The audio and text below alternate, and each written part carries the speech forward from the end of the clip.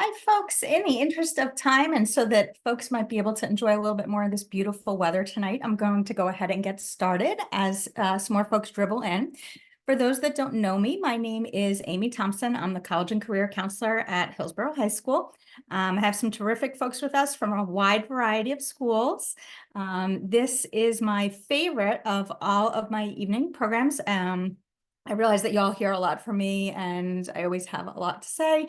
But I think that that information is best served to come from my colleagues here on the other side of the desk, who really just give such fantastic advice to students who are applying not only to their own institutions, but to colleges across the country and across the world. So just to give you a little bit of an idea about what's going to happen, in just a second, I will ask them each to introduce themselves, tell you a little bit about their institution, because you may not be familiar with all of them.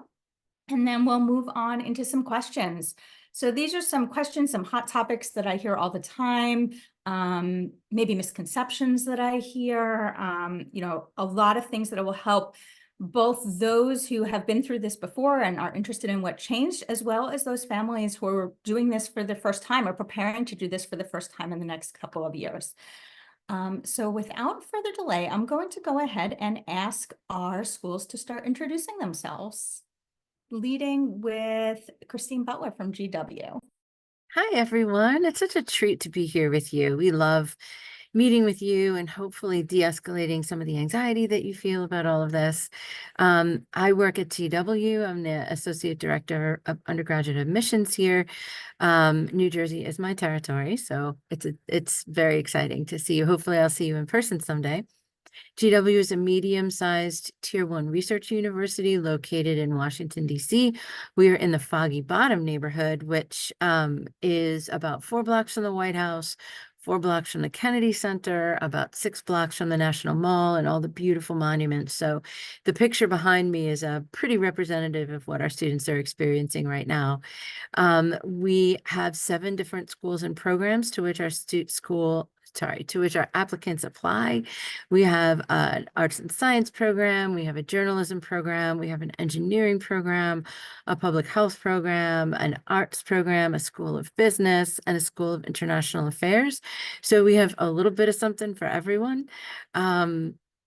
We have over 500 clubs and organizations. Our student body is very active, not just sort of politically active, but active in making their communities a better place too. So service is a really important part of our culture. We are a predominantly white institution, but about 25% of our students identify as students of color. We have a Division I sports program and lots of different levels of rec and intramural sports. Even though we are recognized as an urban university, there's lots and lots of green space, so lots of ways to get outdoors and really appreciate this part of the country. We welcome students to come to our campus. We are hosting tours 6 days a week and throughout the summer. So we definitely would like you to pre-register. We also have incredibly robust web-based engagement programs. So you can do a virtual tour, you can engage with our engineering professors. There's lots of choices. So we invite you to explore our website and come visit us in the summertime. We'd love to have you. Hey y'all, thank you for having us. My name is Chris Hoffman, and I am the Regional Admission Counselor for the University of Minnesota Twin Cities. So we are a university system, and I represent the main campus for the Minnesota system, which is in Minneapolis and St. Paul, Minnesota. So I live here, I work remotely, as do some of our representatives. I live out here on Long Island, was born and raised in Flemington, not too far from y'all. And I get to chat with some of you coming up at the visit that I'll be doing there in the fall. The University of Minnesota is a large, and I emphasize large institution. We have about 50,000 students, about 32,000 undergrads. And we are currently the only Big Ten university that is located in a major city. That is going to change now that the Big Ten is absorbing a lot of schools from the Pac-12. But for the moment, we are the only Big Ten school in a major city. And what that means is that our students are doing a ton of hands-on learning, internships, co-ops, off-campus research and whatnot. And they are more often than not able to walk to those opportunities instead of having to rely on a car to get there. So we do very much believe in that hands-on approach to everything that we do. We are an R1 designated research institution, accounting for over 90% of the research done in the state of Minnesota. And that research is taking place across our roughly 150 majors in 8 freshman admitting colleges. Some of those colleges include the Carlson School of Management, which is a top 5 public business program, the College of Science and Engineering, and the College of Biological Sciences, which is one of only 2 such colleges of biological sciences in the US. And those make up our top 10 public STEM program that we offer. But we do have a variety of programs that we do offer to our students. We'll get a little bit into the nitty gritty of kind of how admission into those programs works a little bit later on. For now, know that I mentioned the Big Ten that we were a part of. We do compete in the Big Ten for athletics. So that means that we do compete against schools like Penn State, University of Michigan, and Rutgers, a little bit closer to home here. And we are known for having a lot of school spirit and campus pride. So everyone on campus is constantly wearing their maroon and gold. They are incredibly excited to be members of the community, and that shows in our roughly 92-93% retention rate that we are very proud of. So yeah, we'll chat a little bit about what the school has to offer, but kind of bigger picture what that looks like as we get going this evening. Hi, everyone. My name is Lex Vilma. I'm one of the assistant directors of undergrad admissions here at the University of New Haven. I probably worked with a bunch of your students at the past college fair a couple of weeks ago, but hopefully I get to see them all again in the fall when I come for visits. A little bit about the University of New Haven. We are a small to medium-sized school in West Haven, Connecticut, about 5,000 undergraduate students, 7,000 if you add in the grad students, so a nice total of 7,000 students here. We have 5 different colleges and schools of thought. So you apply generally to the University of New Haven in the major that you're interested in studying. You don't have to apply to, for example, our College of Arts and Sciences or a Henry Seeley College of Criminal Justice and Forensic Science. You can kind of just pick and choose your major and go from there. We are a Division II school for athletics. We are part of the Northeast 10 Conference. Some sports to note that are always going really strong. Football this year just took our division conference title, so they went all the way to the championship and won it. Our men's basketball team last year made it all the way to the Elite 8 of the NCAA Division II tournament, so that was a lot of fun for them. But all of our sports have a lot of really wonderful school spirit, and hopefully soon, knock on wood, we'll be moving up to Division I status soon. I'll get into more details about our admissions process, the clubs and activities that we have on campus, and more specifics later on in the panel. But just a little bit about student life. Most of our students do live on campus. They're all 4 years and into grad school. We have housing opportunities for all of our students if they decide to commute or live on campus. We also have a number of different clubs and activities, about 150 different recognized student clubs and organizations, as well as 21 different intramural and club sports as well.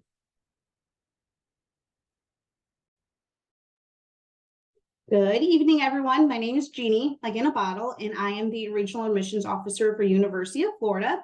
So UF is located in North Central Florida, so we are about 2 hours away from Disney and about an hour and a half away from both coasts. The biggest thing to know is that we are one main campus, so you don't have to worry about any satellite campuses on that front. We are one of 5 of the largest universities in the nation with just over 60,000 students total, 38,000 undergrad, and about 20% of our students are out of state, with a huge population coming from New Jersey, Long Island, and Pennsylvania. We do have a 97% freshman retention rate. We do have over 120 different majors and over 100 minors. We don't admit by major, so your major plays no role in the admissions process. Last year, we had over $1 billion worth of funding for research. And speaking about research, we do have artificial intelligence on our campus, and we were one of the first college campuses to have it. So it's made us a national leader in the field. We do have over 1,000 clubs and student organizations, anything from Engineers Without Borders all the way to our Falling Gators, which is our skydiving club. So family members, I'm sorry, but we do have it. So it's an option for our students. We are D1 and we are a part of the SEC conference. If you want the school spirit and the school pride, UF is place to be. Homecoming weekend is a really big thing, so we cancel classes that Friday of homecoming, and during that we have what we call as the Gator Growl. That is the largest student-run pep rally in the nation, and that's a little bit about UF. Good evening, everyone. My name is Colleen Lavelle. I'm one of the Associate Directors of Undergraduate Admissions at Stevens Institute of Technology. I actually oversee and work with students from Middlesex and Monmouth counties in New Jersey, so I'm covering down for your specific counselor this evening, but know that I'm here as a resource, and Carlos is a great resource as well. So he is actually our Director of Undergrad Admissions and is your counselor at Stevens. So a little bit about Stevens. We're a smaller school up in Hoboken, New Jersey. So we're a 55-acre campus, a lot of greenery, as you can see behind me in the picture. But you have ease of access to Hoboken. We're about 2 blocks from Washington Street, which is the main street with all the stoplights in Hoboken, if you've ever been. Has a lot of like restaurants, cafes, there's street festivals, art festivals. And then we're about a 15-minute walk down to the train station, which gets you across into New York City by bus, ferry, or the PATH train. It's also a New Jersey Transit stop, so you really have ease of access to so many different places in New Jersey. I live down in Monmouth County. I take the train in every day and just take the beautiful 15-minute walk up Sinatra Drive right up to campus. We're a tech-based institution, being an institute of technology. But despite that, we do have a school of business. We have our School of Humanities, Arts, and Social Sciences. And then we have our math and science program, our engineering program, and our computer science program. So when you apply to Stevens, you'll apply into your top 2 choice majors. We don't have an undecided option to all of Stevens, but you can apply undecided into one of those 5 programs and kind of explore your options there. Mechanical engineering tends to be one of our more popular majors. We were the first institution to offer mechanical engineering as an undergrad major in the United States. So it continues to be a very popular option along with computer science. And then similar to what others have shared, we are D3 institution. So we do have Division III varsity sports, no football team, but we have a lot of our other big sports on campus. Men's volleyball just won the D3 national championship last year, so we're hoping for a repeat this year. And then we also have club and intramural sports, over 150 different student organizations that students can join, Greek life. So a lot going on, you know, in the Hoboken area, but specifically even on campus too. And happy to share more throughout the conversation this evening.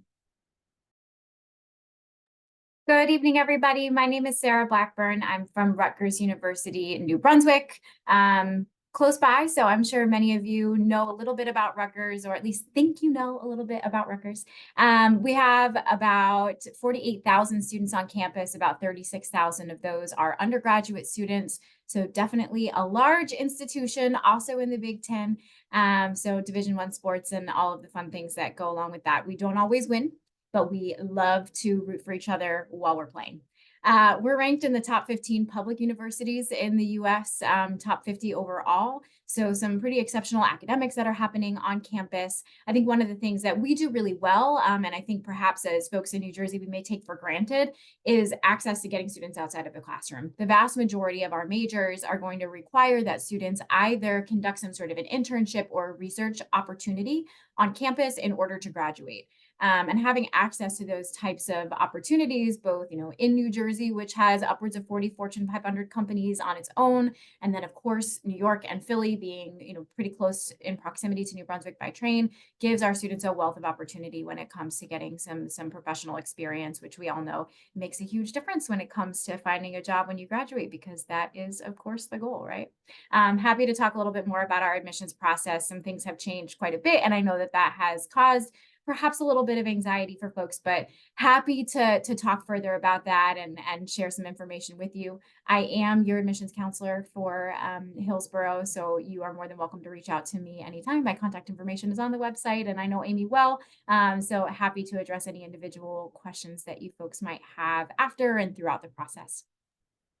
All right, you guys are awesome, and it's pretty fascinating that I feel like I still learn something about each of your schools as you all introduce yourselves, just to give all of our families kind of a little lay of the land. Each of these schools, we have students who apply to every single one of these schools every single year. for Rutgers, typically about half of our graduating class, somewhere in the neighborhood of 300 students, are applying there. For the other schools, obviously, it's not going to be that 300 students. But across the mall, we're kind of around 100, 120 applications to our other 5 combined. And we have had students attend every single one of these schools. And it's a little too early to know what's going to happen this year. But we do send students to this type of wide variety of schools from here at Hillsborough. So I'm going to go ahead and get us started a little bit and kind of start things on the macro level a little bit. I'm wondering if whoever is best at explaining this can tackle the issue of what is holistic admissions, and then maybe if you can each give us an idea of how holistic your school really is. Yeah, I've got a really good explanation of holistic. So what it means to review an application holistically is meaning you're taking everything into consideration. So you're not just taking in a student's academics. You're not solely looking at the letter of recommendation. You're not just looking at test scores. You're including everything in consideration of the application. So everything is reviewed kind of like at an equal basis. For us at the University of New Haven, sometimes some programs do have more strict academic requirements. So we'll look at those like parts of the transcript a little bit more scrutinously, a little bit more tightly compared to, just looking at the essay, but all those things do come into play as well. So, having stellar grades is going to be really important, yes, but also we want to see what you're involved in outside of the classroom, which I know we'll touch on probably a little bit later as well when we talk about clubs and activities on campus. But all those different things, test scores, if you decide to send them in, academics, letters of recommendation, all of those come together and really create a full picture of the student, which is at least what I would consider holistic review. And that's a very comprehensive and excellent answer. And I just want to add a little piece that holistic review helps us find fit best, right? I think if you have like GPA cutoffs or scoring cutoffs, sometimes you miss those pieces that say that this student is going to thrive in our particular environment, or our environment is going to benefit from how the student is growing themselves, right? Like at GW, not all of our students are politically minded, but many of our students are well-read and aware of how they can amplify their voices in our city, right? So for example, a pre-medical student might come here because we have great medical programs, but they might also come because they have an interest in medical policy and want to be in the nation's capital to study medicine. So the benefits of holistic review are that we get to know you and get to say, yes, this student is a great fit for our community. I also think there's something to be said for, especially over the past 4 years or so, a lot of schools who didn't necessarily go through a holistic review prior to COVID started adopting some more holistic practices. Because especially as GPA scales got kind of wonky and standardized testing followed suit quickly, we really, the idea that students are so much more than a GPA or a test score, I think really came to light in recent years for a lot of schools that didn't necessarily have that mindset before. And so we are able to take into account factors like, students, if they have to work a part-time job to help support their family or look after, a younger sibling or maybe a grandma or grandpa, things that, mean that maybe the student can't dedicate, 5 hours a night to studying and getting that 1600 on the SAT, but they're doing things to really support themselves in their situation. And we know that once they get to our campus, they're going to thrive. And those are the sort of the X factors that we're looking for on their application beyond just the numbers that you see and often stress out over a little bit too much. So we're here again to kind of dispel that myth and try to put you at ease as much as we can. Chris kind of brought up something interesting when she talked a little bit about fit for institution, and some of you kind of touched on institutional priorities a little bit. But how do you tell someone is a good fit for your school? And Chris, I thought your example was good about kind of a kid who might have some interest in policy or something else. So what are some key things that kind of show you that this place is a fit? How do you tell?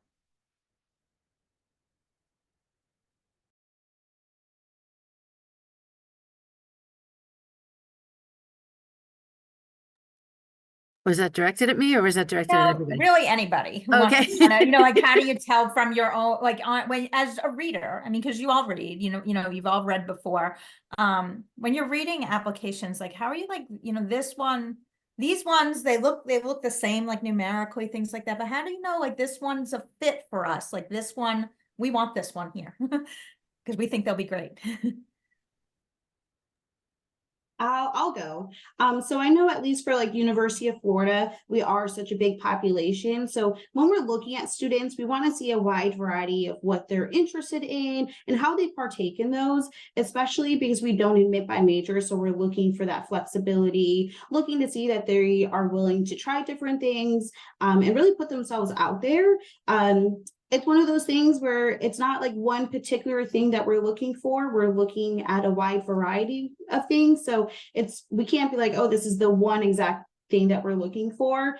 So I always tell my students, just in general, when we're looking at your clubs, activities, what you're doing outside the classroom, it's not so much about the quantity of what you're doing, but the quality of what you're doing within that club organization. If you're working with your family or babysitting and doing things outside of the classroom, it's about how you describe those, especially if you're part of a student body. Please explain what you're doing within student body, how you're helping with the volunteers, or if you help training, raise X amount, compared to someone who just says that they're a part of student body and then they were just a member.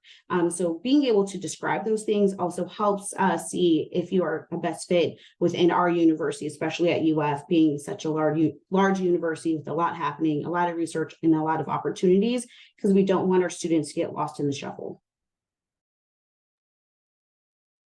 And I think another thing too, so Stevens, we actually added in a supplemental essay this year and made the general personal statement an optional piece of the application. So that is a new change as of this past application cycle. But I think that supplemental essay, if a school does offer it and is asking, how do you feel like you might fit into the community, making sure that you're answering that question and actually sharing that. Because we can only piece together what we have on the application itself, right? So if it's not on there, we don't have the ability to consider it as part of the application. So using those spaces where you do have your voice, you do have a say to share a little bit more about XYZ, other things that you're passionate about or what you will bring to our campus helps us to determine that fit as well. And vice versa. The more research you do on each of the schools that you're looking for, the more you will realize what is the best fit for you too, based on their values, their missions, and what their students are doing day to day too. I love Colleen's answer because that's the answer I usually give. And I usually tell students your Common App essay is like a first date and your supplemental essay is like a second date, right? The first date, you tell the person all about you and sort of what's important to you. The second date, you tell them why you think this relationship is going to work, right? And unless you do your homework, that's going to be a less effective conversation. So if you imagine that second essay as being excited about the relationship and why you think it's a good one, it will be a very effective means for us to decide about fit too. Oh, I like that first date, second date analogy. I think I might be borrowing that one a little bit going forward. That's a good one. Some of you kind of started to touch on the idea of test scores as being a part of the process, but can you each tell me a little bit about, what is your testing policy? And those of you who may be test optional, can you tell us what that looks like at your school? How you read with and without scores, what are your thoughts on how a student should know whether or not they should send their scores to you, if, again, that's an option at your place? So I will jump in because these juniors are the last class that we know 100% what their testing policy looks like at the University of Minnesota. So we kind of handled it in 1 or 2 year chunks beginning in 2020, deciding what the testing policy would be. So this year's juniors, class of 2025, are the last class that we know 100% are going to be able to be test optional on their application to the U. Our Board of Regents is going to be taking a vote for the University of Minnesota system as a whole, determining what the path forward will be after that. We anticipate that it will be test optional into perpetuity, but we do not guarantee it. However, we're talking about the juniors right now. So what that means is every student is like their own student. We don't have like this bucket of students and this bucket of students. And because of that, and because we try to keep our caseloads small, in terms of, number of students that each counselor is working with. We each have a good amount of time to work with our students and chat with them one-on-one, go over their individual case and say, you know what, in your situation, your application is going to be stronger if you decide to submit test scores, or your application will be stronger in this case if you decide to go test optional. And because every student is so different, those conversations are going to look different with the context. We do publish on our website, unlike the University of Florida, like Jeannie was talking about, we do admit directly into the particular college that a student is applying to, whether that be in business or sciences or liberal arts, etc. And those test score ranges are going to vary sometimes wildly for admitted students, depending on the college that the student is applying to. And so because that can vary so greatly, each individual student's case can vary. We just want to work with them because, and this is a question that you want to ask the schools that you're applying to as well, is once a student indicates on their application if they are submitting test scores or not submitting test scores, are they able to change that? Because of the volume of applications that we receive and the early deadlines that we have, we do not allow a student's testing plan to change after their application is submitted. So if you indicate on your application to the University of Minnesota that you're submitting your test score, you have to either submit your test score or withdraw your application. And I know that can sometimes be tough, but that's why we want to have that proactive conversation early about your particular case. And the last soapbox moment that I'm going to take here is just to say, with this whole test optional conversation, one of the things that I do like to emphasize is that there's no such thing as a test optional student. There are test optional cases for colleges that you're applying to. So if a student is applying to the 6 colleges that you see on this panel, you might be test optional applying to one college, but you might decide that one of our other universities, you'd actually be a stronger candidate if you submit your test scores. So that's why you want to have those individual conversations rather than a blanket policy for that. And with that, I will step off my soapbox and hand it over to one of my colleagues. I would just like to say yes to everything that Chris just said, down to that. And I saw some other nods, so perhaps other institutions are similar. Rutgers is test optional through fall 2025. I think many of us are trying to take a look at those policies, revisit them, and see how we can tweak them perhaps moving forward. But doesn't matter for you, test optional for Rutgers. But one other thing that I just want to add is, as we all do have those test score ranges available on our websites, please don't be freaked out by them. You're looking at institutions that have, for the last several years, been test optional, flexible, blind, whatever the case may be for the specific institution. But that means that the only students who are submitting scores are students who are super proud of them. So we're all sort of seeing those test score averages go higher and higher. So please don't be too freaked out.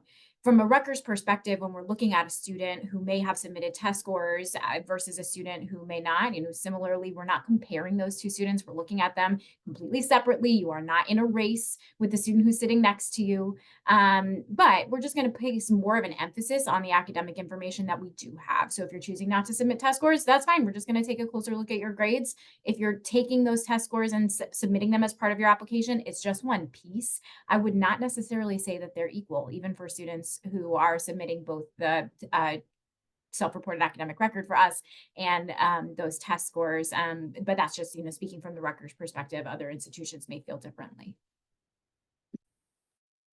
I also do want to mention, I just quick little brief about me. I studied mental health counseling. Part of that program incorporated assessment and things like that, which did cover school-based assessments, including things like the SAT and the ACT.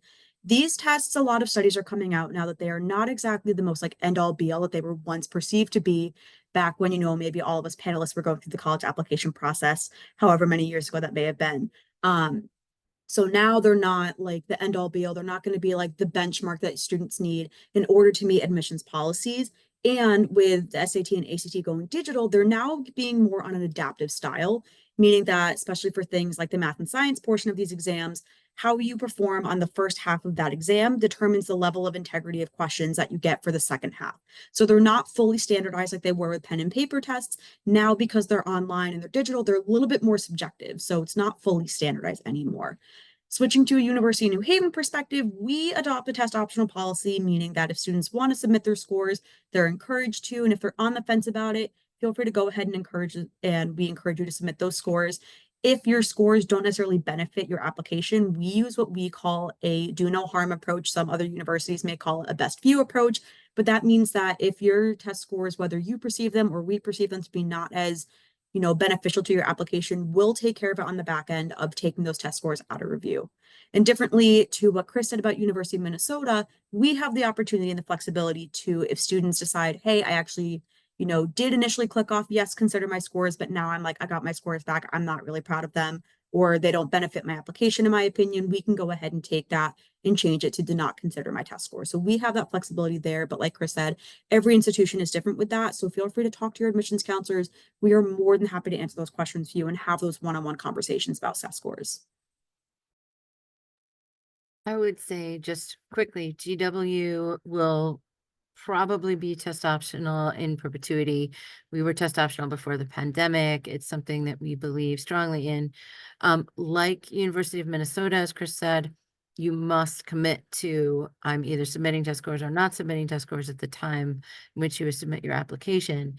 And I know a lot of sort of old guard parents like me who maybe went to college in the 80s, are a little mistrustful of a test optional policy. And I can reassure you, I think data sometimes is reassuring. So for GW, we had for the last 3 years, half of our applicant pool did not send test scores, and half of our admitted class never sent us a test score. So I think hopefully that is reassuring that we're saying, we're not saying we're test optional, but only admitting a tiny fraction of our applicants who do not send test scores. We're truly are neutral about whether you consider your test score an asset or, something that you're proud of. So a lot of our other peer institutions are posting the same kind of data. And I will be the oddball out. We require test scores, and we have always required a test score, and that could be whichever one you feel best at. So either the SAT, ACT, and we do accept the CLT. So you have a couple different options on that front, and we do super score, but we require it, and it's not just a UF thing. It's actually all of the Florida public schools on that front. And then lastly, we're kind of a mix. So we have some programs that do require test scores. Many of our programs are test optional. So very similar to what others have stated, you can choose to send scores in. If you don't, it's no penalty against you. You're still reviewed for merit scholarships. We'll just take a look at the academics a bit more in depth. And then if you do send scores in, it's just another piece of the application for us to take a look at in that holistic review. The two programs that do require test scores are the two accelerated programs that we have partnerships with Rutgers and Seton Hall. So our accelerated pre-med and accelerated pre-law, we do require test scores for. Also acknowledging that you will have to take the MCAT and you will have to take the LSAT still in those programs. So it's kind of in preparation for those larger scale graduate level testing that you would need to be taking within those. But otherwise, if you're standard pre-med, standard pre-law, or any other major at Stevens, you are test optional through the current sophomores in high school. Great. I think I got every possible variation, almost every possible variation of the plan. I would say there's two others out there. There's a handful of schools that are test flexible, which means you can choose what kinds of test scores you want to submit, whether that be AP scores, ACT scores, or SAT scores. So there's that variety, small handful of schools with that. There's tests required like University of Florida here, which also includes the other Florida publics. I would put the military academies kind of in that category. University of Tennessee, Purdue, Georgia Tech, University of Georgia, MIT. I'm probably missing a couple. A couple more of the Ivies just went in that direction. About half of them are going to go back into test required for next year. But so far, I think that's probably the biggies for our students.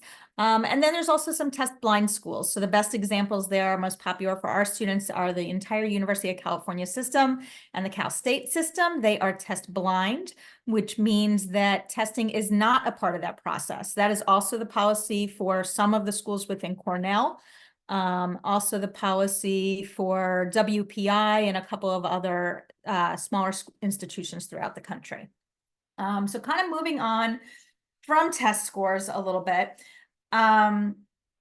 And one more thing, actually, that kind of came up from a question. It is up to the student, to Chris's point, whether or not a student is going to choose to submit scores to an individual institution. I do work with students to try to help them make those decisions in the fall. So I encourage, students to come and talk to me if you're not really sure what you're doing, because as we mentioned, at some schools, you can't change that decision after you've hit submit on that application. So the time to make those decisions about how am I applying to individual schools, it's not now. So sometimes I'm getting questions from juniors at this point in the year asking like, should I be test optional? I'm like, hold your horses a little bit. Let's wait. Let's see where your list even shapes up to be. Let's see what else you do with standardized testing if you choose to test or test again. And then we'll make some decisions early next year when we have that list and more complete information also from the schools about their class that is committing now. So once we have more data, we can help you make a more informed decision that will help more students to make the right decisions for them. So kind of moving along, the other big piece of the puzzle, I would say the biggest piece at most places is going to be kind of the academic record or the student's high school transcript. So I'm wondering if you could touch on how your school reads our transcripts, just so everyone's on the same page, both my panelists and also our students and families who may be less familiar. Our school utilizes a 100-point scale. So the student course grades are 0 to a 100. Families, so what you see on the transcript is exactly what you see in the parent portal in Genesis. That's what it looks like when we send it to these guys. We don't like add extra stuff. Like that's what it looks like. So they see a final course grade. They see the course level that you've taken. They see an unweighted GPA and a weighted GPA for each year.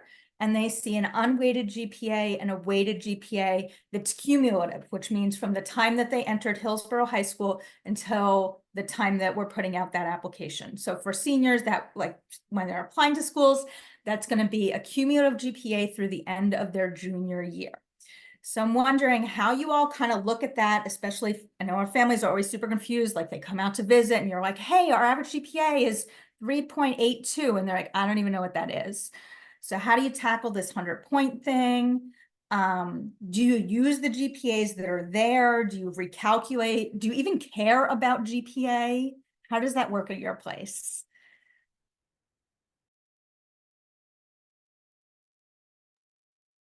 So hot take here. I don't look at your transcript whatsoever. And now you're like, well, then how do you decide who gets in? So we are, well, not so funky anymore, but we were funky in that we use something called the self-reported academic record, also known as the SRAR. A couple of my colleagues are shaking their head. I'm pretty sure, I believe Rutgers uses the SRAR, and it's looking like Jeannie does too at Florida. So with that, you are actually as part of your Common App, or I guess if you really want to do the Golden Gopher application and strictly apply to the University of Minnesota, you could. But as part of the Common Application process with us, you will enter each course that you have taken at Hillsborough High School, the level at which you have taken it, and the grade that you have received for those courses.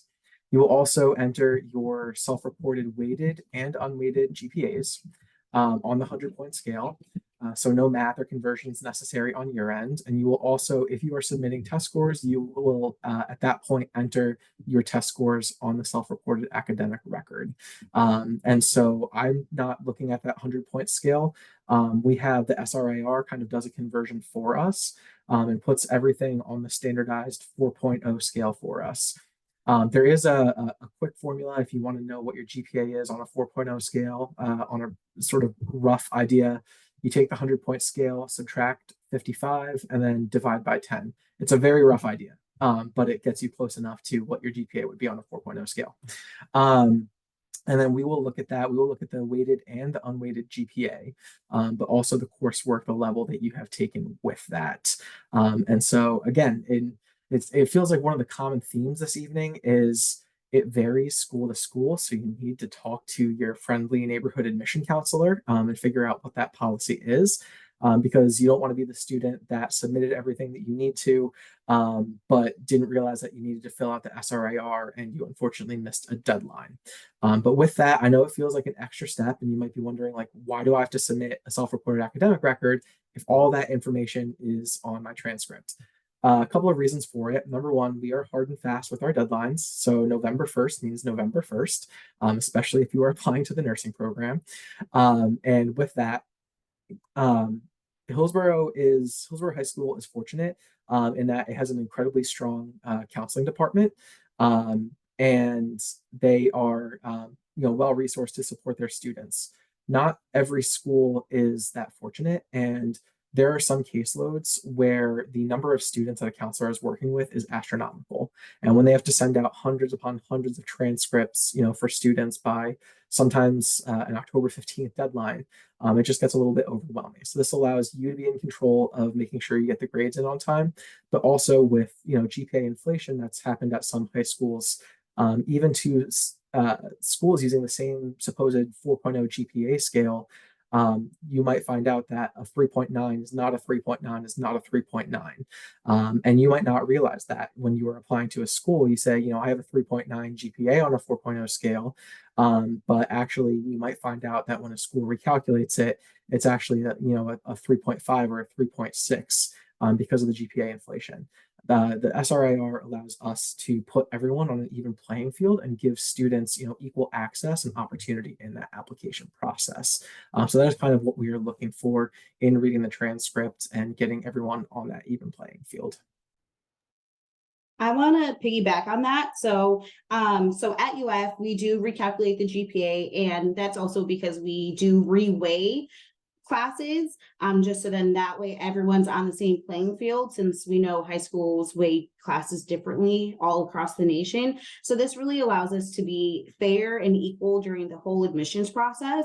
And for us, we don't call it the SRAR, we call it the SSAR, but it's all the same thing in that front. But what is really great, which I know it sounds like an extra step, just keep in mind that doing this SRAR or SSAR, it's kind of like that common application. You can do it once, and then you add all the universities, and then you just have to, we call it link and submit. So it may sound like an extra step, but once you do it the first time, all you have to do is add all the other universities that are on it. So it's not as hard or rigorous. You don't have to always type in your transcript every single time you want to apply to a different university. So just keep that in mind. Kind of in a different direction. So we don't use that self-reported academic record. We actually do look at the transcripts. So for us, we have a nice conversion chart that we use for all schools that are on a 100-point scale.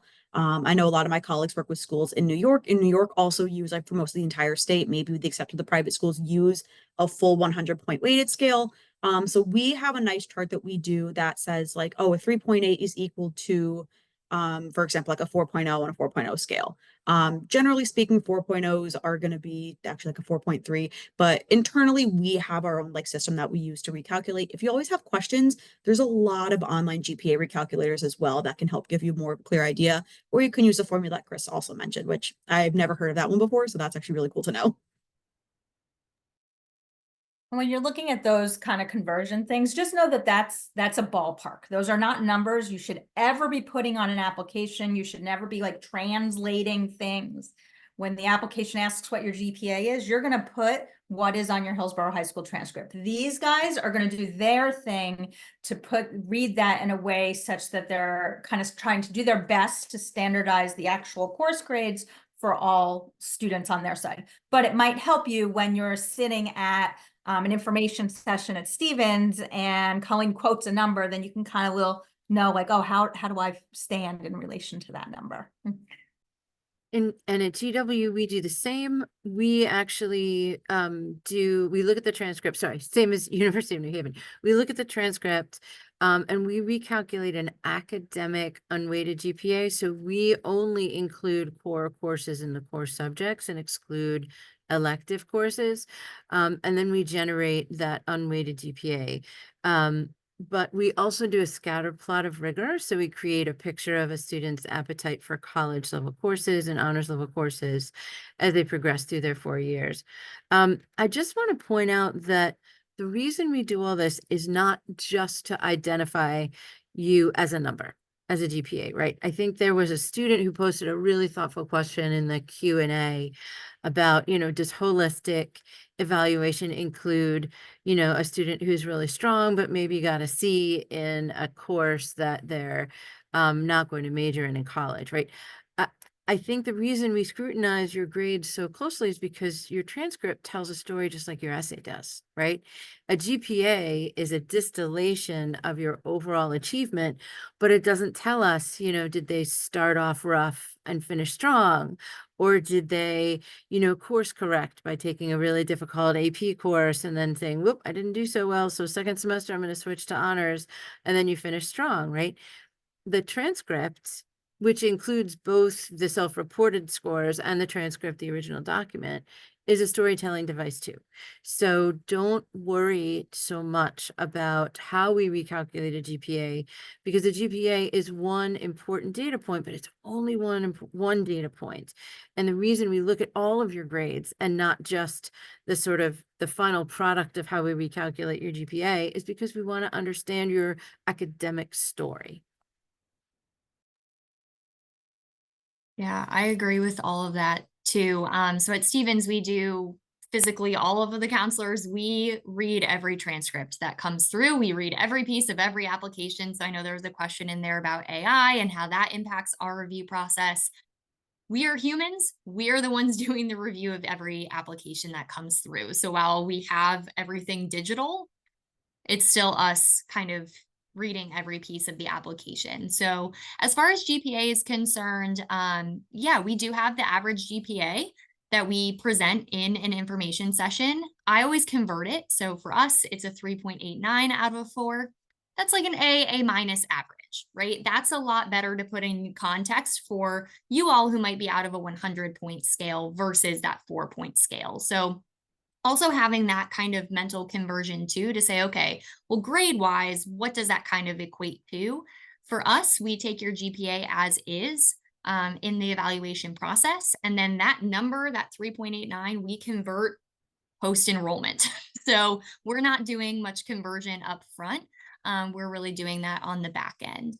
And I think to Chris's point too is it does tell a story, right? Your transcript tells a story, but there are also areas of the application where you can supplement that story with what happened, right? So maybe your freshman year didn't go so great because of XYZ external factors. You can share that on your application. You can share that with your college counselor and have that be part of your letters of recommendation. And maybe you share a little bit more about that because once again, it's providing context to us who are reading of, okay, sure, maybe they got a C or 2 or 3, but we have context for why that happened. And that could be at any given point too. There's a lot of external factors that can impact academic success in the classroom and academic performance, but being able to share and express what happened is that much more helpful, at least for us to take a look at too. I just want to piggyback super quick off of what Colleen said when it comes to, adding that additional context.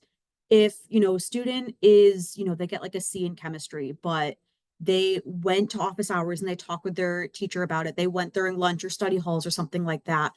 Getting a letter of recommendation from that teacher. You don't have to always, ask a letter of recommendation from a class and a teacher that you got an A in.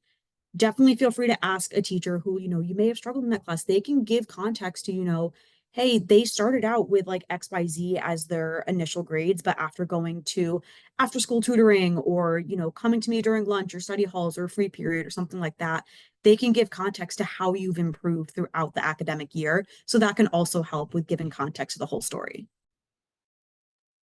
I want to jump into kind of you all, I think a bunch of you kind of touched on rigor, and I want to kind of go with that age-old question that we have all gotten asked, which is better?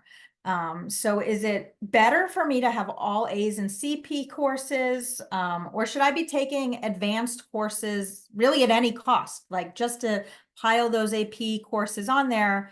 Does it matter what the grades are as long as I'm taking those APs? Or what do you guys think about that issue? I'm going to use a phrase that I cannot believe hasn't been used yet this evening. Everybody knows, I see it on your faces. It depends. I think it really varies drastically from institution to institution, how you might answer this question, from student to student, program to program, and so on. So I think there are a lot of factors that play into the answer to this question. But in a most concise way that I can say it is that we always want to see you challenging yourself but never to the detriment of your grades. I do not want to see you taking AP Calc BC if you struggled in pre-calc. That doesn't make sense, right? But if you are an exceptional writer, then yeah, you should be taking AP Lit, right? So we don't want to see you taking a full course load of APs. That's not what they're for. We want to see you doing them in the areas where you excel. So don't try to overload yourself. We want to see you doing really well and challenging yourself in the areas that make sense for you to tell the story of your transcript. I would say don't play it too safe either. If it's a subject that you love, take a bite out of it. You won't fare well in GW's evaluation if you are a straight A student with no rigor at all, because it shows that you played it safe, that maybe your fear of failure overpowered your natural curiosity. I think for all of the reps here, the biggest catnip for all of us as we read applications is intellectual curiosity, right? And so we want you to follow your heart. We want you to start asking questions. And a lot of times those questions are answered and explored at a really college-ready level in those honors and AP courses. And so if you have no appetite for that, you may not fare as well as if you had an appetite for, higher level learning and asking questions. Maybe not at all costs, as Amy said, but certainly we want to see that you're ready and testing yourself. And that being said, it's important to think about what a challenge is for an individual student. And for some students, that is honors and AP level courses. And for other students, that challenging is going to be taking one more year of foreign language. It's going to be taking that fourth year of math, even if it's not calculus.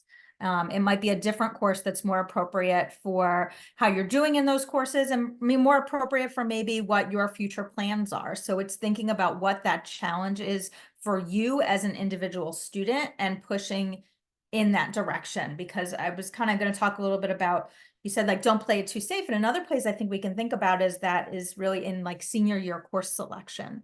So what are kind of some expectations for senior year? Is there a too little? Because reality is most kids need like English and PE to graduate, and then we make them take 3 more classes. I will say, at least for UF, we want to see the rigor. We still want to see that you're pushing yourself. We don't want to see, 8 periods of study hall, which I know that's extreme. And that's just because we want to make sure that our students are ready and prepared for college.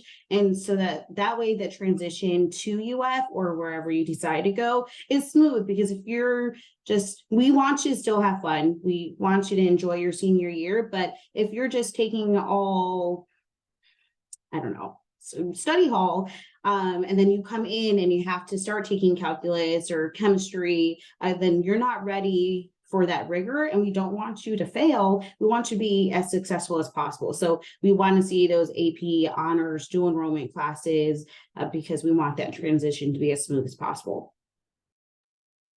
Similarly here with New Haven, it's kind of like, the best way I can explain it is a double-edged sword. Yes, meet your high school graduation requirements. That's what we require. We don't require 4 years of math. We don't require 4 years of language. We don't require APs or anything like that.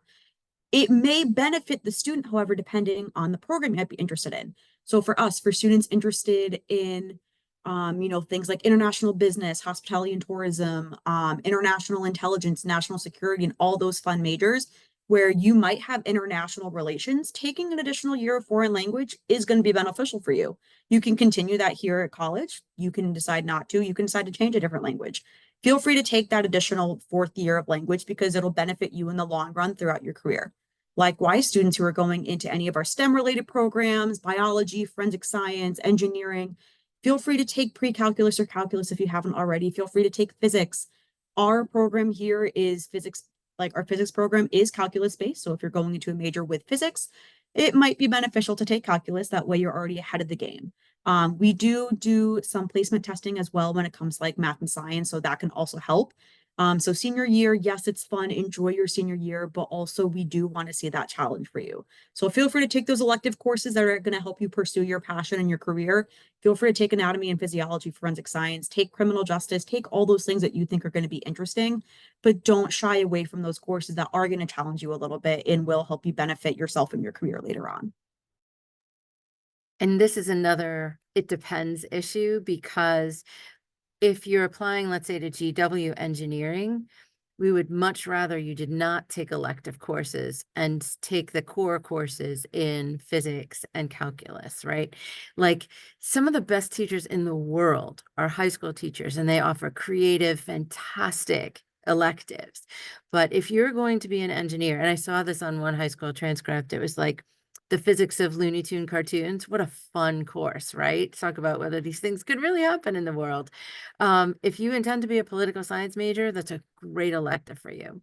If you're going to be an engineer, maybe not such a great elective, right? So take the advice of your college counselors in terms of your course selections, especially in senior year, and make sure that based on where you're going, you have the best scope of preparation and rigor that you can manage as you're launching yourself into that particular career area.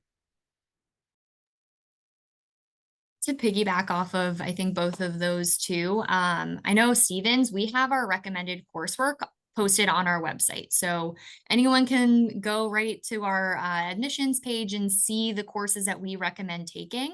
Very similar to what others have said too. It's we recommend having proportionate math and science courses to the courses that you would be taking at Stevens, right? So engineering, computer science, the math and sciences.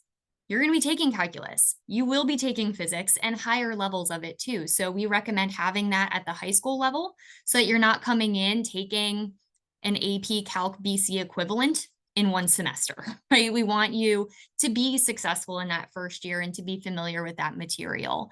And then some of our other majors in the School of Business or that humanities school, you don't have as many math and science courses. So there is a bit more flexibility with maybe what you're filling in those electives too, but having it kind of shape through what you might be interested in can help you figure out what major you might want to study too, or is this the right fit for me? We have a lot of computer science students coming in with AP computer science. It's not mandatory by any means, but it at least has shown the exploration of that field. And they might, be more solidified in the choice of that major. So exploring kind of within those recommended coursework options would be my best recommendation. Okay, kind of moving along, maybe out of the academic realm a little bit, or kind of like starting to jump into the other side of the application. Can we talk a little bit about extracurricular activities? What kinds of things are most impressive to you? Are you looking for students to have maybe a certain breakdown of extracurriculars in their application? And what would you like a student to do in their, in their summer months as that's kind of like coming up? I feel like a lot of times the extracurricular section of an application tells you more about a student than anything else, than I don't know, maybe the essay. But one of the things that we mentioned at the beginning, talking about the holistic review process, looking beyond the test scores and the GPA, looking at what a student is involved in. One of the reasons why our retention rate is as high as it is at the University of Minnesota is because we do talk about those right fit students, like Chris talked about with GW. We find the students that are going to be a good fit for us. And a lot of the time, what that looks like at the U is the student that's not hiding in their dorm, 24/7 outside of class. It's the student who's getting involved in one of our, 1,000 different clubs and activities that we have. And so where we look to find that student is in their extracurricular section of their application. There definitely are students every year who, I'm trying not to be too jaded about this, and we'll say try to gamify the system a little bit and, pad the extracurricular area with the things that they think we want to see on their application. And my word of caution with that is those of us who have read, even 1,000 applications at this point, some of us who have read 10,000 applications. We can spot very quickly, when that is the case. You're looking for an application where a student is consistent across the board. And so, we are looking for the student that is passionate about things and does the things that they, genuinely have an interest and a love for, not because they think we want to see it. That can be the student that does 2 extracurricular activities, but is highly involved in both of them, maybe has like a leadership position in one of them. That can be the student who bopped around a little bit from club to club, trying to figure out what was going to fit, and then finally decided that, I don't know, future business leaders of America was going to be the right thing for them and just got really involved in it. Again, not to come back to it depends, but it depends on the student. Each situation is a little bit different. So, not just in terms of extracurriculars, try to be as authentic as possible, but also brag about everything that you do with your time. If you're volunteering, that is an I can't say that word tonight. That is an extracurricular activity. Working a part-time job, taking care of a family member, those are extracurricular activities. So highlight those. There's no magic formula, but just be authentic to yourself, and tell your story on the application. And just to repeat that, I know Judy mentioned it earlier and Chris just now, it's really quality over quantity. Don't just pad the resume or the activity list. Talk about what you're passionate about, like Chris said. Don't tell me I participated in yearbook. It's like, okay, what did you do in yearbook? Were you the editor in chief? Were you the one going out and taking the photos? Tell me what you actually got out of being in yearbook. Tell me what you got out of doing community service. I know sometimes high schools require a number of community service hours in order to graduate. Tell me what you did. Tell me, how you enjoyed working at a soup kitchen for a month or two. Tell me those different things that are really going to speak to you, because specifically at the University of New Haven, like I said, we're a relatively small school. You're going to be dragged out of your dorm and you're going to get involved in activities on campus, kind of whether you want to or not, because we are such a small and very tight-knit community. Your roommates are going to be part of activities that you might want to go and join. It's a way for you to be social, because college really is more than just eating, sleeping, and studying your academics. We want you to be involved on campus, and especially students who are moving out of state or across the state or to a totally different area where they're going to live on campus. We want you to be involved and have this sense of home. So when it comes to those academic and extracurricular activities, do the things that you're involved in that you really enjoy. Don't just run on the cross country team if you're not a runner. Don't do things that are, you think, like Chris said, admissions counselors, you think that we want to see. What we want to see is what you are really engaged and passionate about. I want to come back to something that Amy had asked originally about what we expect students to do during the summer, because I think this is a question that we all get asked a lot. You know, if I do this summer program, is that going to increase my chances of admission at your institution? And the answer to that at Rutgers, and I think I can speak for most institutions when I say, is no. And the reason for that is because it's an equity issue. Not everybody is able to participate in something like that. You might have other things that you're doing. It may be cost prohibitive and so on. So there's a million reasons why we don't really consider those summer programs in the admissions process. Does that mean that you shouldn't do them? No. If it's an option for you, I think that those can be a really important way for you to get a better understanding of 2 things. One, what college level work is like. Get some exposure to working with faculty. Sometimes it's very different from working with your high school teachers. When someone knows that much about a subject, they might speak about it a little differently than your high school teachers do. So I think that's a great way for you to get some exposure there. I think it's also a good way for you to get to know whether or not you actually like the institution, to live it as a student at that place. But is that going to make a huge factor decision? No. And, is there, similar to the whole list of extracurricular activities, there's not just one thing that we want to see you during the summer. It's anything. It's what you're passionate about. It's working if that's what makes the most sense for you and your family. It's doing a summer theater production if that's what you're passionate about. I know that it's very dissatisfying that so many of our answers are, whatever you want. But that truly is the answer.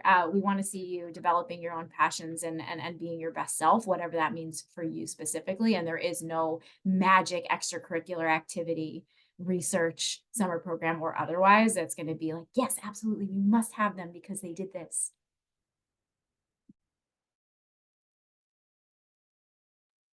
Just typing one more response in there. And so just kind of moving forward as well, what about a student who's maybe lacking in some extracurricular participation? How can they convey themselves on an application? Maybe they don't have as many typical extracurricular activities as others. So I see a lot of students put on their resumes sort of individual activities, like I'm a self-taught guitarist, or a lot of our applications during the pandemic, students taught themselves a new language or things like that. We want to know how you're spending your time outside the classroom. But I would say that if you're only doing isolated things on your own, it can be a red flag, because we worry that a student is not necessarily eager to contribute to a community, or has trouble getting outside themselves. I would say think about how you might be able to translate those particular gifts that you're developing to some sort of external application before the end of high school. So let's say that you are a self-taught guitarist. By senior year, I'd like to see you maybe try an open mic night, here and there, or, start a student cafe, like a blues cafe at a lunchtime session or something like that, right? Like, I think most of us, to Chris's point earlier, are looking for students who are not just autodidacts, or who are not just focused on self-improvement, but have some sort of idea about their role in their community and their willingness to contribute their gifts to make the space around them a better place. So I would say that rather than join a million clubs in your 12th grade, to compensate for something, look at how you're spending that time outside of the classroom, and tell us, like, if you're developing a talent or developing a skill. But also for that 12th grade, think about how you can turn those talents and skill to the benefit of others, because I think that will make a difference in how you read on your application. And also much less remember- superficially, sorry, and make Yeah, a no, difference that- in your community too, not just sort of how you'll look on your application. And remember, not everything has to be an HHS activity. So if you are involved in the youth group at your church or your temple, you may work. And senior year is certainly not too late to get a job. Get a job. That is an activity. Babysitting, getting your younger sibling off the bus and getting dinner ready for them every night, and maybe watching them until your parent or grandmother or someone gets home. Caring for a grandmother, providing that kind of care. Those are all activities as well that students need to put on their applications in order to tell their story, because not everybody has the same family situation going on in their home. And unless you provide that information, these guys don't know that. They assume that you go home and like scroll TikTok for 7 hours unless you have told them otherwise. And similarly, I mean, I'll admit, I've had some students who have, huge TikTok and Instagram followings and things like that. And those are things that I am seeing students include on their application, because they're things that they devote a lot of time to, not in scrolling TikTok, but in their learning of creating an audience, working with sponsors, editing videos, things along those lines. And those might relate to their potential career path at schools. So, it's hard as somebody who's much older than our current students to sometimes wrap our heads around the differences in what activities may be now. But they're not always just checking off key club, a sport, and 20 hours of service at the local library. There's lots of different things to think about in terms of activities. I just want to piggyback on that. When it just comes as a whole to the application process, don't play the what if game. Like, what if I added this activity? What if I added what I did outside the classroom? Just put it on the application, and it can only benefit. So don't think you can't put everything. Put whatever you think will help us figure out what you're doing outside the classroom, get a better picture of you as a student, and how we can benefit by having you be a part of our student body. Okay, and then I did I think, want to jump over, I'm looking at getting an idea about, what we've kind of touched on and seeing what else we haven't. But I'm wondering if we could touch a little bit on A couple of you mentioned major. I think Jeannie, you mentioned major does not come into your admission process. For those of you who didn't really touch on that, can you kind of talk about how major might play into your admission process? And those of you, even Jeannie, who kind of said like major doesn't matter for us. What about students who are undecided? Is it better to pick a major or apply as undecided? And also, like, how hard is it to change programs at your school? Are there things you can't change into? Because folks, that is a thing sometimes. There are places that you cannot backdoor into a more difficult major because the door is closed once a student doesn't get in out of high school. So it's good to think about that. So I'll start.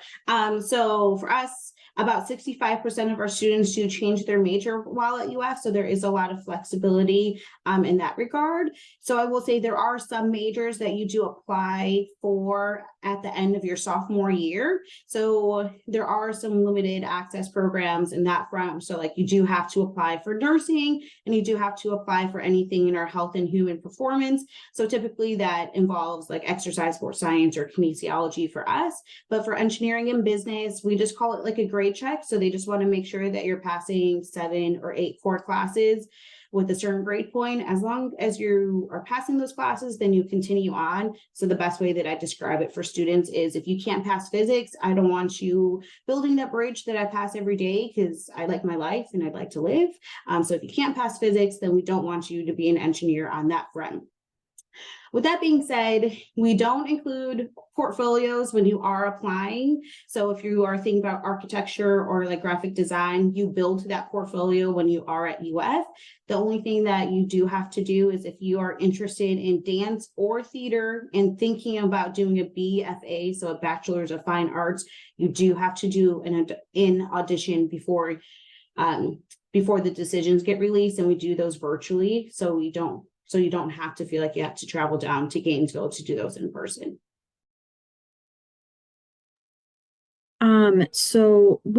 Sorry, Colleen, if you wanted to go, you can go ahead.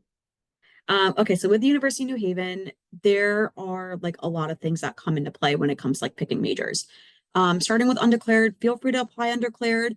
But if you're on the fence between a couple of different majors and if we tell you that one of them is more competitive to get into, apply to the competitive major instead of the one that's least competitive. So for example, in the field of criminal justice and forensic sciences, forensic science for us is our bread and butter, same thing with criminal justice, but forensic science is a lot more academically rigorous than criminal justice. It has stricter admissions criteria, especially in terms of academics. We're looking really close at your math and science grades. Same thing with engineering. So if you're interested in those programs, apply to those first, because if you get in for those, you're in for the rest of the majors here at the University of New Haven. If you're someone who's interested in, criminal justice and academically, you might not be the strongest student, look at things like biology and chemistry first for the first 2 years. And then students have until the end of their sophomore year to officially like lock in a major. After that, you run the risk of not being able to finish your academic degree program on your like typical 4-year schedule. Parents, I promise it's totally okay if students change their major while they're in college. I changed my major multiple times. It doesn't mean the same thing as our like dean for the College of Criminal Justice and Forensic Sciences says. It doesn't mean the same thing as it did previously. It's actually a good thing if students, especially in the field of public service, change their major a couple of times, because it's meaning that they're finding their specific fit and where they can help benefit people the most. But it's okay to apply undecided or undeclared. But if you're going into a program that might be more academically strict, definitely apply into that named program versus doing the undeclared route. Yeah, for us, as I mentioned at the very beginning, we don't have an undecided option to all of Stevens. So you do have to kind of select your general program of study, even if you are coming in undecided. So you can apply engineering undecided. If you know you want to do engineering, but maybe you're not entirely sure what yet, within undecided, you'll have an academic advisor who kind of walk you through all of the different majors. And a lot of our classes in that first year to a year and a half in a lot of our programs do overlap. So you kind of get those general courses up front. You get a little taste of a lot of different majors before actually needing to make that final decision. So if you know what you want to do major-wise, or you think apply into that major, because you might be able to start those classes a little bit earlier. But if you're not sure, or you're 50-50, or you're 25% across 4 different majors, feel free to take that step back and do the undecided option. It's why it's there. And like Lex said too, I switched majors, both my siblings switched majors.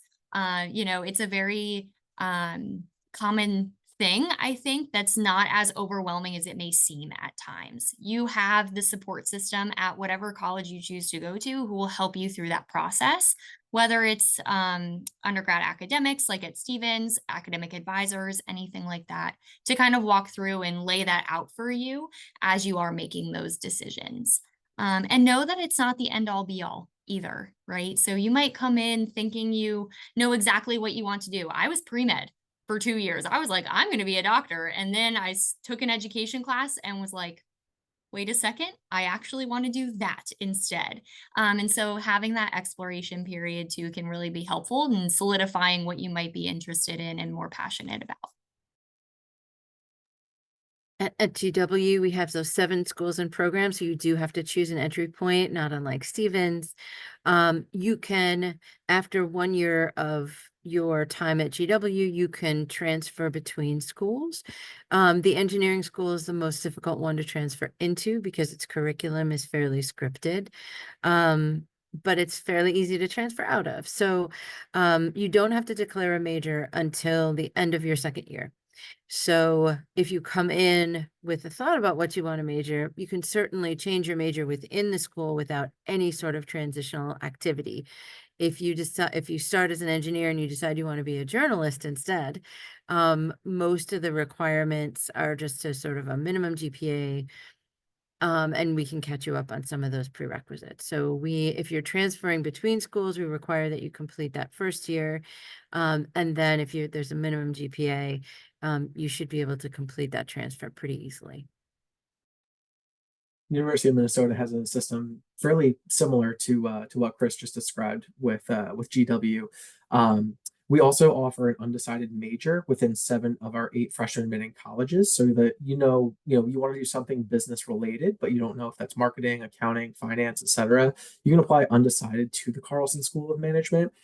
Because the only program at the university where you are applying directly into a major is the School of Nursing.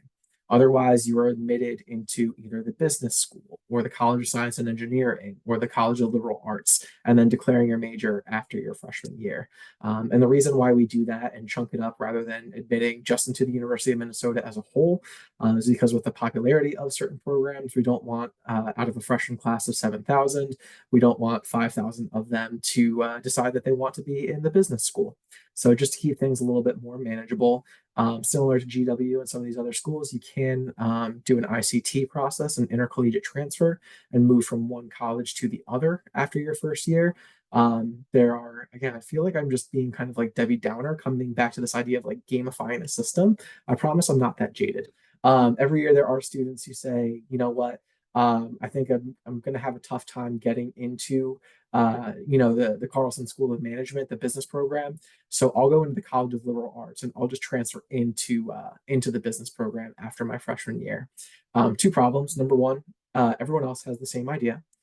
So it becomes very competitive to get one of those spots. And number 2, regardless of even if you have that 1st year of credits, the Carlson curriculum is a 4-year curriculum. So you're automatically looking at extending to 5 years for your undergrad, which, again, as Lex was talking to the parents, if your student doesn't necessarily graduate in 4 years and takes a little bit more time to figure out what they want to do, or they're taking a gap semester for a co-op or whatnot, that's not the end of the world. That's fine too. But just know kind of what you're getting into and what that process looks like at your particular school. Oftentimes there's some stipulations that you just need to be aware of. Rutgers is sort of a hodgepodge of all of these answers. Everyone is coming into Rutgers undecided. Really, the only exception to that would be students who are applying to our Mason Gross School of the Arts. We'll put that in a box for a second and I'll come back to it. But we're reviewing you for the school within the university that you apply to, not the major that you list on your application. So that will not be considered for admissions. It will not be considered when we're looking at you for any merit-based scholarships. That said, similar to some of the other answers that we've heard here tonight, if you're interested in engineering or business, you should be starting with that on your application. You're able to list 3 schools within the university on the application, and you should use that opportunity to list more than one school. But if you are thinking about something like business, like engineering, it is much, much easier to start there and leave than it is to start in our School of Arts and Sciences and switch in. Not impossible, just easier. We do have a school-to-school transfer process, which again, after the first year, similar to some of my colleagues, enables you to apply to transition to a different school within the university if you find that you're not super happy, or you had your sights set on business but you were admitted to the School of Arts and Sciences instead. So students do sort of have the ability to shop around a little bit. One of the other majors that I definitely want to call out when I talk about this process as well is computer science. That is one of our far and beyond most popular majors. You cannot apply directly to that program. You're going to have to come to the university and take a full year of courses, 6 classes in total, before you can actually declare that major in computer science. Now, all of this stuff is pretty transparent in black and white. You know which classes you have to take, what grades you're expected to get in those courses, in order to make these transitions, both, declaring that computer science major and making a shift from one school to another at Rutgers. Mason Gross School of the Arts is the only exception to applying and being considered directly to a major, because of course we need to make sure that you are going to be a good fit for whatever the major is that you're applying to, whether that's art, music, graphic design, and so on. So there are auditions or portfolios required for those programs. We would not expect or consider if you were to submit a portfolio and you were not applying directly to Mason Gross. So that's how that works. And, we heard a lot of it depends. We heard a lot of different answers there. And honestly, this is one very good reason for students to be very careful in the number of schools that they're applying to, because there is, a good amount of work to be done in understanding what each school is looking for in terms of admission, like what the requirements are in order to apply, who needs a transcript, who needs a self-reported academic record, what are all these testing policies, what are the policies at individual schools around majors that might be of interest to me? So I think that it's a good point to consider, in that the longer a student's list gets, the more overwhelming these things become. And also the more difficult it is to manage, and the more missteps I see students making as they have long lists. And by long lists, I mean, I will begrudgingly admit that long lists are going to be longer than they were 5 years ago. I used to talk about a list of 6 to 8, and I'll admit that that we do still have students with 6 to 8, and that's fine, and they're doing great. I have students with 5, they're doing great. But I'll admit that, our average is probably more in that 10 to 12 range now. But when I talk about long lists, I'm talking about numbers that are in the mid-20s, in the 30s, in the 40s. And I have several in the 40s this year. I'll be the first to tell you it's too much. And the second thing I'll say is that rarely goes well when admission decisions come in. It makes it challenging for a student to convey how they are authentically a fit at each of those however many institutions that they are applying to. It is challenging to complete the application requirements while still maintaining their grades and all of the other things that they're doing in schools. And then on the other end, even if they applied to 40 schools and they got into 40 schools, like no one's going to 40 schools. You still have to make a decision eventually. It can make it very hard to navigate the financial aid process at many different places. So I really encourage students to have a more moderate amount of schools where they can really convey their fit for the institution, where they really have a great understanding of what that institution is and why they are a fit at that institution, and all of the things that they want to take advantage of at that particular place that they're taking the time to do an application to. So I just think that kind of comes in play here. So I'll use that as my like, what's your best tip to students for the application process. But as we're rolling in on 8 o'clock, and I said we'd end right here, I wanted to see if you all my panelists could kind of give like your best advice, best tip for folks anywhere in the search, application, financial aid, anywhere in that space, mental health, that too. I'm going to jump on that mental health tip, because I'm also a mother of 4 people who have managed this process. And I know how scary it can get. Instead of focusing on being memorable or standing out, focus instead on being effective, right? A lot of students get paralyzed about writing their essay because they're like, I got to be memorable. I got to write about this thing. I guarantee you, my colleagues can probably remember in the years they've been reading, maybe 1 or 2 applications a cycle. It's not about being memorable. It's about effectively doing that first date, that second date, right? About organizing the way you talk about your activities to make sure we understand what you're engaged in most and why.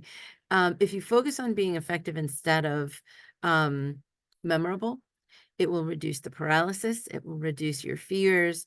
It will hopefully help you feel like you're in a little bit more control, and that you're talking to a person rather than trying to sort of jump over other heads. I will say, don't be afraid to ask questions. We are all readily available during regular business hours. Sometimes when we're traveling, it might take a little bit for us to get back to your email or your phone call, but we are always happy to answer those questions for you. If you have any questions about like, hey, I'm waiting on, my application checklist that said that I'm missing the material. My guidance counselor said it was sent in to, can you double check? We'll be happy to double check that for you. If you have any questions about, what the next steps looks like, feel free to ask us. Like, we are here to help you through this process, whether it be through the application process, you're trying to make that college decision and you want some more information, financial aid, especially this year. It's been a very tricky cycle with FAFSA and everything. So if you have any questions pertaining to that, your admissions counselor is here to help you. We're here to advocate on your behalf. We're here to work with you and try to meet you at your need point and see what we can do to help either provide more information, or if we don't have the information specifically, get you connected with those individuals at our institutions who do. So I know sometimes it can be really anxiety inducing, or you might feel that you're being too needy or anything. Don't feel like you're being too needy. I am always here to help you guys, just like my colleagues here. We're always here to help you guys at our respective institutions. Mine is a very tangible and I think twofold piece of advice. It would be create an email address for colleges. That way you can just fill out the same email address on all the inquiry cards. You get everything in one location. You are much more likely to stay more organized when you just have the one email address that you're working out of for all of the schools that you're looking at. And I think in tandem with that, and similar to Lex's point too, reach out, but have the student reach out. I know as parents, it can be very tempting to be the one to send the email or be the one to pick up the phone. Encourage the students to do that. I used to do academic advising and have to work through that with students to empower them as current college students to ask for that help. The more practice that they get before getting to college, the easier that transition will be to be self-advocates. And we can tell when emails are coming through that are written by a parent that has the student signed as the name, right? And so make sure that you as a student are reaching out. Having that email address really can help with that situation too. I think my biggest tip is make sure that you're applying to schools that you will be happy going to. Don't worry about where your family wants you to go or where your best friends are going, because college is really a place for you to grow and experience different things. So don't feel like you have to hinder yourself or follow people wherever they decide to go. Really, college is kind of a fresh start out of high school. So really pick and choose places that you are going to be happy, where you're going to be successful, because if you're not happy or successful, you're not going to make it through college. Yeah, somewhat related to what Jeannie mentioned here is I recommend beginning with the end in mind, and really just stop, put a pause on going through the motions. Ask, why am I going to college? What am I looking to get out of this? What is my end goal? Because I think that not enough students or families ask themselves that question, and that's really going to inform every step of this process and just bring so much clarity to what is sometimes a very hectic thing. I think just such a simple question, allowing yourself to envision what the end looks like and what your goals are, is really going to shape it and stop kind of what can sometimes feel like a rat race of chasing acceptances and all of that. So yeah, that is my tip. Begin with the end in mind. I think I've noticed, especially, in the last couple of years, students really put a tremendous amount of pressure on themselves, on each other, on your parents, on your counselors, on the admissions office. So my advice is treat yourself and everybody else in this process with kindness. Everyone is just trying to help you. Your classmates are also having a hard time adding on this stress of applying to college with trying to do well in your classes and finish out your high school performance strong. Your parents are so well intentioned. They just want to help you with this process and make sure that you end up in a place where you're going to be happy and successful and that works well for your family. Your counselors are here trying to give you the best advice that they can with the many, many years of experience they have behind them. The admissions offices are all just trying to process your applications as quickly as they can, as fairly as they can. But more than anything, just be kind to yourself. Try really hard not to put so much pressure on yourself, and you're going to go far and have a great experience if you're just being kind and gracious with yourselves. And I think that is all 6 of you. And I hope with that, we are going to conclude this evening's program. I want to say thank you so much to my 6 colleagues from across the desk. I think that this type of program is so valuable for families to really understand that there are people at the other end of this process, and that despite what they might hear from other families or what they might hear from the media, it really does not have to be those horror stories that you might hear about. This really can be a very successful process filled with personal growth and each student's individual success at the other end of it. So thank you so much, folks. For those of you still hanging on, we will be posting this to my YouTube later in the week, so feel free to tell a friend. Thanks so much. Have a great night, everyone.